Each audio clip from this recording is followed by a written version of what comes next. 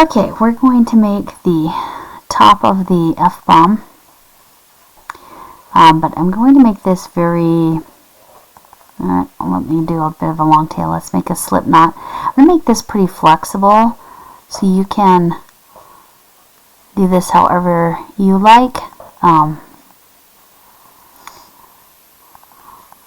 So we're going to do a chain 2 here, and now I hold this chain with my fingers so that I can get back into that hole after I do my chain 2.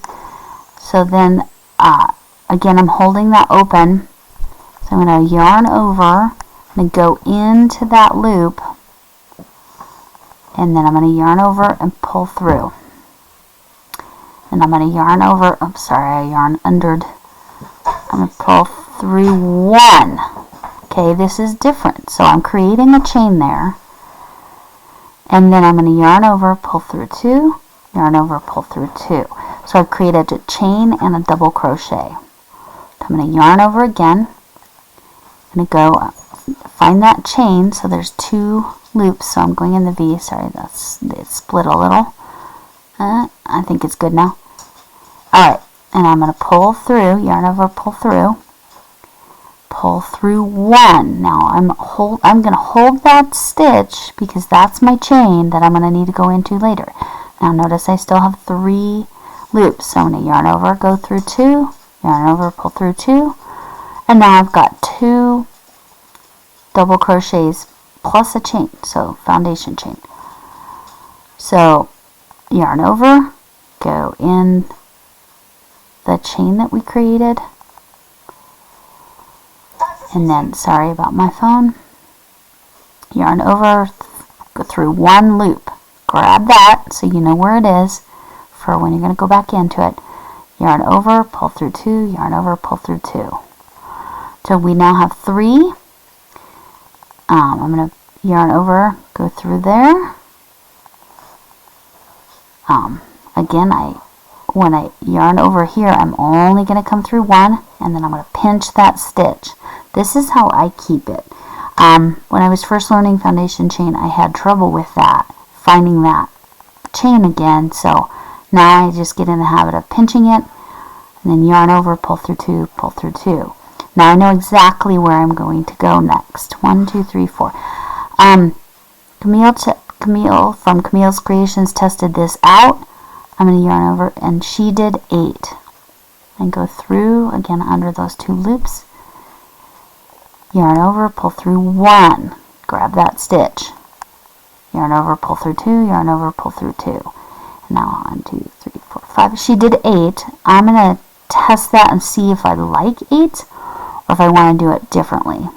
And then, so yarn over, go through that stitch, pull up a loop, yarn over, go through 1, pinch that stitch, pull through 2, yarn over, pull through 2, yarn over, pull through 2. So now I know it's fuzzy, so it's kind of hard to see. 1, 2, 3, 4, 5, 6. So I'm going to do 2 more. Go under that V. I kind of let go of it there for a second. Yarn over and pull through 1. Grab that stitch. Yarn over, pull through 2. Yarn over, pull through 2. Yarn over, go through that stitch. Just the 2 loops that are created with that first time you pull through. So yarn over, pull through 1. That's creating a chain. Yarn over, pull through 2, yarn over, pull through 2. Now, this is 8. So we could be finished here. And what I would do then, if this is where I'm going to finish, I would actually slip stitch. Sorry about that. Slip stitch to the first one. If I can manage to do that. Haha. Just kidding. Let me actually count the V's, and then maybe I'm going in sideways. 1, 2, 3, 4, 5, 6, 7, 8. Yeah, I was. Okay, so I need to go under there. Okay, and then I would slip stitch here, and then I would actually stick it through this side kind of where that chain is, and then through a chain over here on this side, and then slip stitch, and then go in that next space where we actually had our slip knot, and through the bottom of the other side, sorry about that, through the bottom of the other side, slip stitch, and then if I want to close it here, I can, or I can be adding my fuse. Sorry, I have not woven in that end. I can take that fuse and pull it through this top here. Nope, I'm going to pull it through this way. And then what I could do, and I ignore that tail, is I can close, I could like do decreases and close this around. That would be one way I could close this off. Or I can just kind of have it open and sew it to the top of the ball and maybe go this direction. And then this would be at the bottom and sew it to the ball. But we will be going through all of this on the live on Friday. We will attach all the videos. I really need to get that end taken care of. But you can close it up or you can leave it open. You could do another layer. Like let's say I don't love this. Let me pull it back to there. Okay, grab that loop. So I have 8 foundation double crochets. Let's say I do want to go ahead and slip stitch, so let's do that. But then I want to make it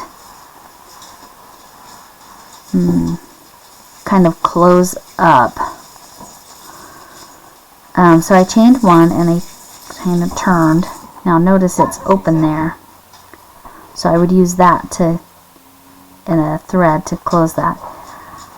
But I want to do back loop only, and I'm going to do a decrease. So let's say I want to do that. So let me talk through the decrease again. So one, I go through that one, then I go through the next stitch, and then I have 3 loops, and I'm going through the back loop of the stitch only, of the previous stitches, and then through the back loop there, pull up a loop, through the back loop, pull up a loop, and that was number 3 decrease, so this would be number 4 decrease. Sometimes when you're close to the edge it's hard to tell where that back loop is. There it is. Alright, so you can see what happened there. By doing that, it closed up quite a bit. So now, if I was to pull this through, it would be pretty tight around it.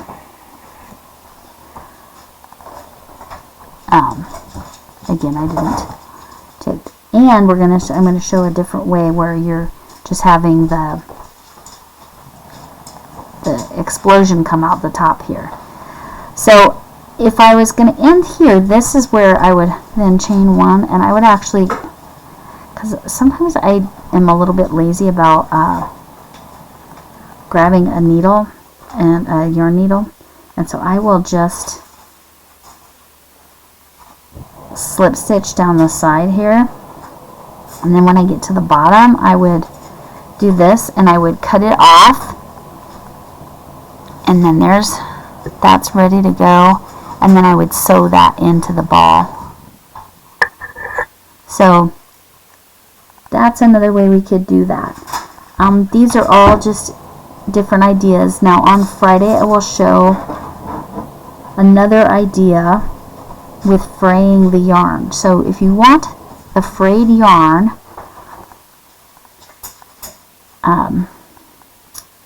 you will want to get a comb like you would use for your hair, and you're going to literally brush the ends, and it's going to fray out.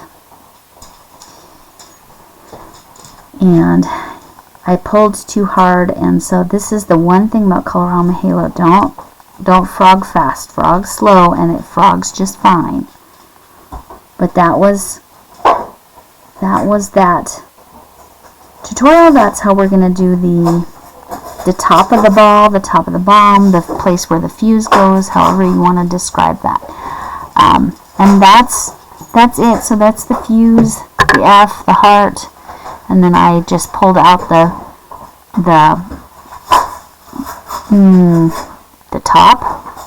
topper, the fuse connector, I don't know, whatever we want to call it. But so I will definitely have everything ready to go Friday, and all of these tutorials will be posted soon.